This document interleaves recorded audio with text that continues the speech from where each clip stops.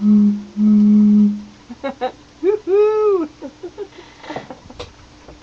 Yeah, I had a Newcastle ginger ale. Today I went and took a resume to this place that deals with exotic cars and expensive cars, Ferraris and Bugattis and Rolls Royces, things like that. And they can procure things for you, they can repair them, all kinds of nifty things. It just goes to show that somebody's still out there that has enough money to own those cars and buy those cars. And it was a really nice place. And the cars they had in the showroom were beautiful. Beautiful lines, beautiful. Some of them are handmade cars, obviously, you know. They're just gorgeous.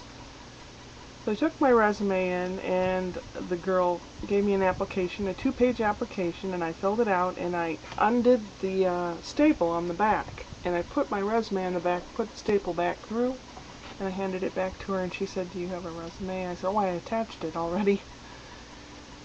So she gave it a glance, and she said, "Well, just wait over there. I'll have you talk to," and I don't remember what his first name is, but I think it was Robert, but I'm not sure.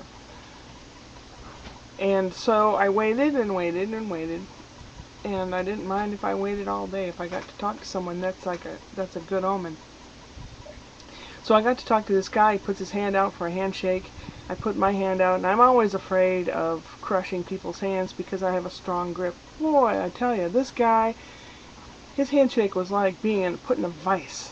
But I liked that. It was good, really good. We talked for a little while, and then came down to where he's looking up the top of his eyes. He goes, like, "Do you really know what this involves? You know, serial numbers and paint numbers and making advertisements for their business." So, yeah, I read the job description. I'm totally aware of what it is.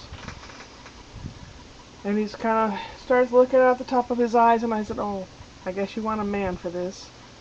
And I kind of caught him mid-thought, and he's like, why, no. So it seemed to go well. We talked for about 10 minutes, which was, it's a good sign. That's a good sign. Of course, I had my special underwear on. The kind that makes me look extra special. I was sucking in my gut and sticking out my upper half. And trying to be as pretty as possible, which is a big feat. I know, I know. But anyway, it seemed to go well, and then we get to the goodbye handshake, and this time I thought, well, I'll match his strong handshake with a strong handshake, and this time he gave me a limp fish, and I practically squeezed his hand off, which I kind of felt bad about, but then I didn't feel bad about because he initiated the strong handshake.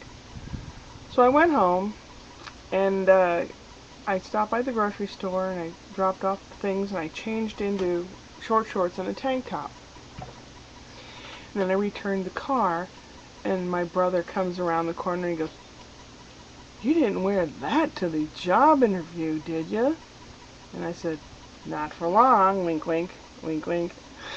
He had a very puzzled look on his face. I said, "No, I didn't." And then I walked home and made it home in time to watch Jeopardy with the cat.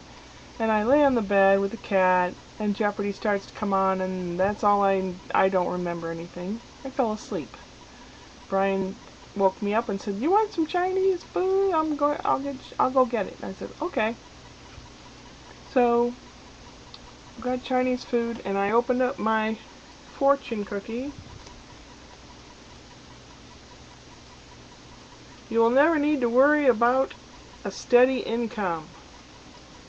Woohoo! Either that, or it means I'll never have an income ever again, so I'll never have to worry about it. So, I don't know. The guy said that if they're interested in me, they'll call me back within the week to come back in and take some kind of a test. What that kind of test is, I don't know. So I'm going to bone up on cars, car parts, advertisement. I used to write copy. I love writing copy. I've had several commercials on the air. This was, gosh, almost 30 years ago. So, I don't know. I mean, I think it could suit me. I think it would be just fine. I don't have any idea what it pays, but at this point, I don't care. I really need a job. And a job I like, so much the better. So, is that about it for today? That's about it for today. My lower back still hurts, but not like it did yesterday. I have no idea what the heck I did. I must have done something, twisted or something. I don't really know. I have 2 days. It's been really stinking hot here. Like 97 degrees Fahrenheit, like 34 centigrade, yeah, and humid. Ugh, you can't hardly breathe out there. You like a fish out of water. And so and then it's supposed to rain in about 3 or 4 days from now. So I think I'll wait till the last minute and cut the grass early in the morning, in a couple days from now, so that everything will be fine and dandy. And I'm still going to keep plugging away in here. I'm not going to stop and lollygag or anything like that. But I'm real happy. It gave me a good feeling. I just hope that good feeling means something good and not just hopefulness. As I'll keep my fingers crossed and touch wood and everything. And as the Italians say, bocca del lupo, in the mouth of the wolf.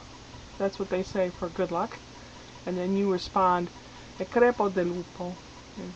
And it means it'll kill the wolf. Like he'd try to eat me, but it'll kill him instead.